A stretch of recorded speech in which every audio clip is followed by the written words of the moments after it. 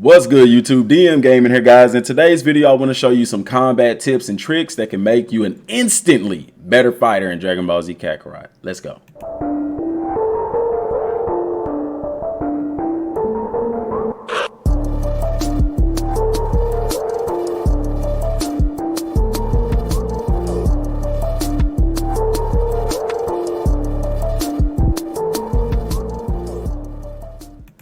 Alright guys, so got Kakarot loaded up. Guys, the American version still doesn't have the DLC available. The Japanese version does, and I did start playing it on my Twitch channel last night. I got a video about that because, guys, I know I did a video saying the game is broken. It technically is, because there's really no in-game content to the game aside from fighting Beerus. And once you reach level 250, there's nothing left really to do and achieve. It's really not, and that's just the truth. And the DLC streamlines that. But this isn't what that's about. But I do want to say that the DLC is still fun to play. If you want a very interesting way to play the DLC, guys, start a brand new game.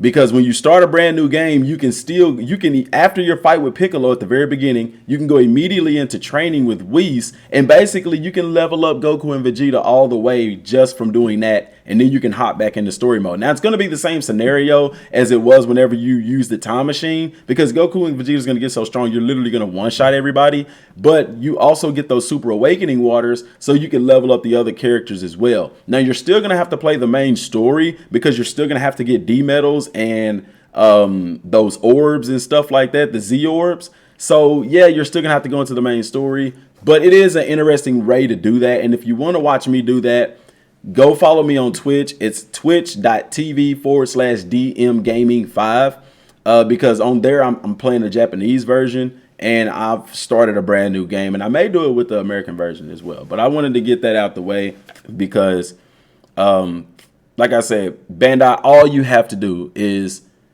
scale the time machine. Make the enemies in the time machine scale.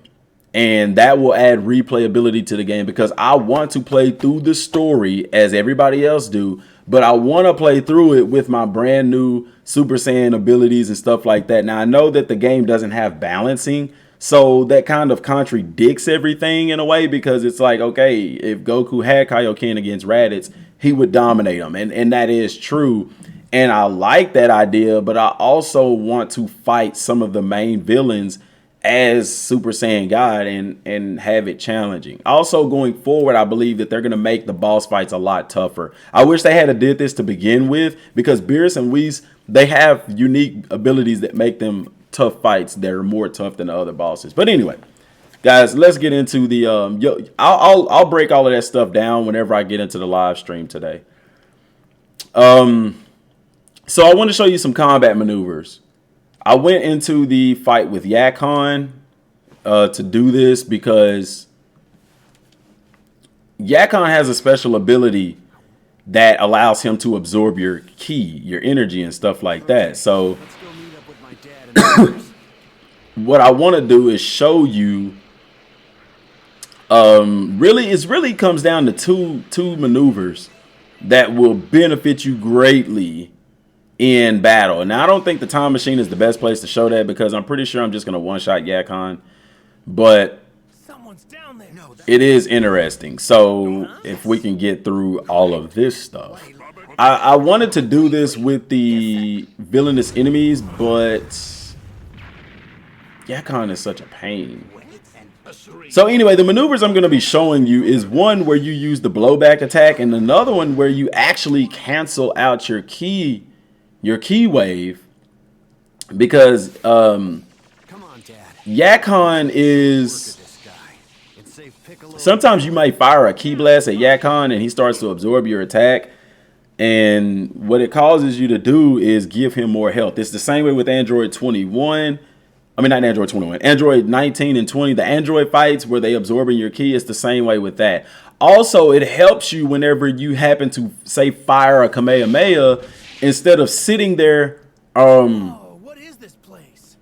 Say you fire a Kamehameha or any attack and you miss your opponent, instead of sitting there waiting for the animation to play out, you can actually skip, you can do this move that I'm going to show you, and it's going to bypass, it's basically going to cancel out your super attack, and it's going to make it to where you're not as vulnerable. But like I said, the time machine is not a good way to show this because I'm going to one-shot him.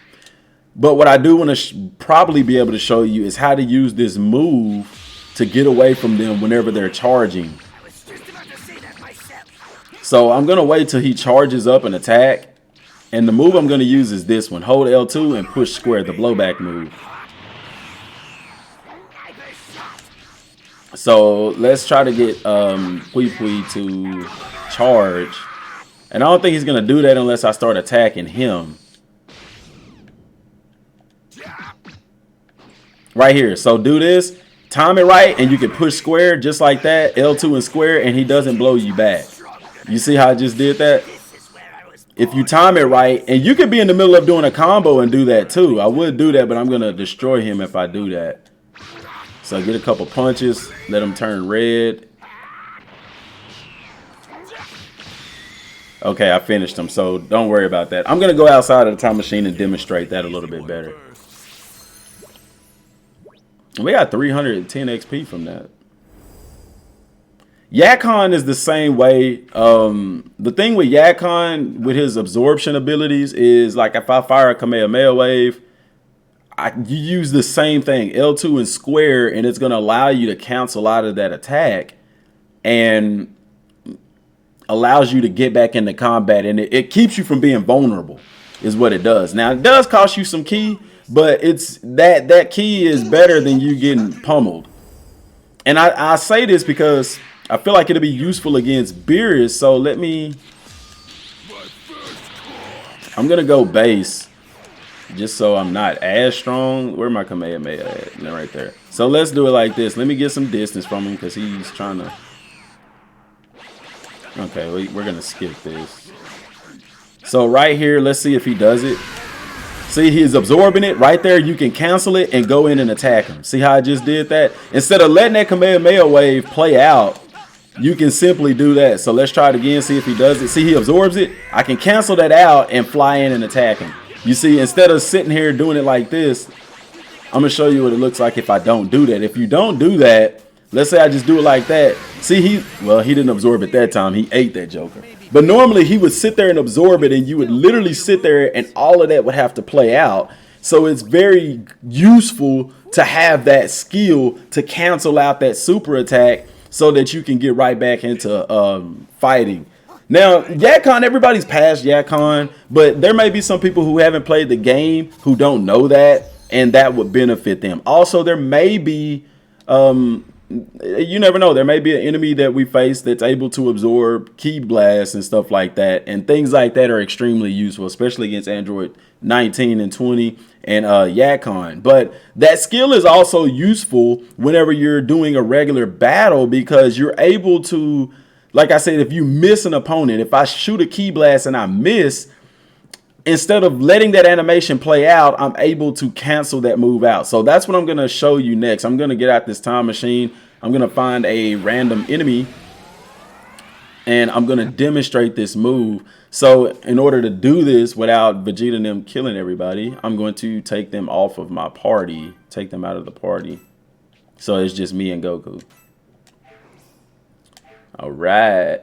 And what I'm going to go, let's go get out of here. Come on, save.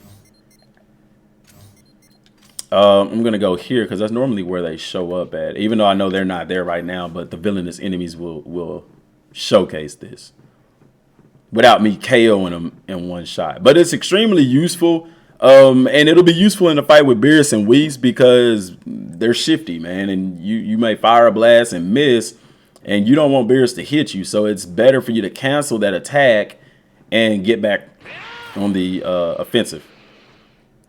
So let's find a villainous enemy. Actually, let me get this Z orb first. I mean, this D metal. And then I'll fight this villainous enemy and pick that up. I need those D metals. Get those D metals. Because it takes a lot of Z orbs to level up Goku and Vegeta. I think somebody said about took them a total of like, excuse me. Took them a total of like 550,000. total Z orbs to level both of them up. So I don't know. All right, so we're gonna use this against them. I'm going to so if I wanted to fire, see how I missed right there? I can cancel it right there and jump into another attack. I'm gonna try to get it down to 1. And it's the same thing whenever you're using the consecutive key blast right here. See, I can immediately cancel that out using that move and jump in and attack. So it's useful in case you miss them. You fire a Kamehameha and you miss them. See how it ain't hitting them? Instead of letting that animation play out, I could do that move right there. See how if it missed them, I could cancel it like that and immediately go into fighting them. This is extremely useful to do. Let me try to get some action going here.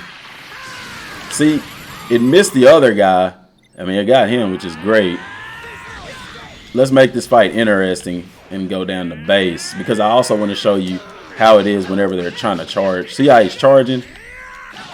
I did it too late then, but come on, let's get back into it. It was kind of hard to see because he's right there, but and you can cancel combos like that as well. Come on, man, charge your little thing. Do the little charging thing. Come on, man. See, he's charging right there. If you time it right, which I didn't time it right because it's so hard to see with a villainous enemy. But if you charge it right, then you can literally stay close and fight. You don't have to, whenever they're charging like that, you don't have to back off. And that's what I like about that skill. And it is very, very, very useful to use in battle. Like I said, it'll help you in the battle with Beerus. It helps you in anybody that you fight. And like I said, it immediately makes you a better fighter. Let me bring my map up so I can find out where these villainous enemies are at. So we can try this one more time so y'all can see. And when you're fighting the villainous Yakon, that helps as well. So, all right, we got them weak now, so I don't want to do that. Both of them weak. They're not gonna make it through this fight. But that move right there, L2 and square, the blowback technique. If I'm firing a Kamehameha, see that? I can instantly cancel it. I don't even have to wait. Kamehameha, cancel it out. You see what I'm saying? You can do that with any attack. Cancel it out. Okay? L2 and square. You finna fly in and strike them. You see they finna move. Cancel it out. Okay? And it doesn't take that much key to do that. So, but guys, I mean, that's it in a nutshell. That move, learning how to do that alone, especially whenever they're charging that key in order to attack you, whenever they're doing that charge up attack, that will come in clutch. I promise you, if you do that and you time it right. Now, whenever you're doing a boss fight and he has like the darker key, it doesn't look like that, like sparks and stuff. It has like the fire smoke kind of key charge. Whenever you do that, that one is a lot shorter to do. So keep that in mind. But guys, I hope it's been useful. I'm going to be live streaming today. Like I said, the DLC is still not available. Let's go check right quick, because you still have to get into the PlayStation Store and download it. No, for America, it's still not there, but it is there for the Japanese version, which I do have. So, yeah, check that out, guys. That's the combat stuff. It's going to help you in battle, I promise you. That's all I got for right now, y'all. Till next time, thanks for watching. Peace.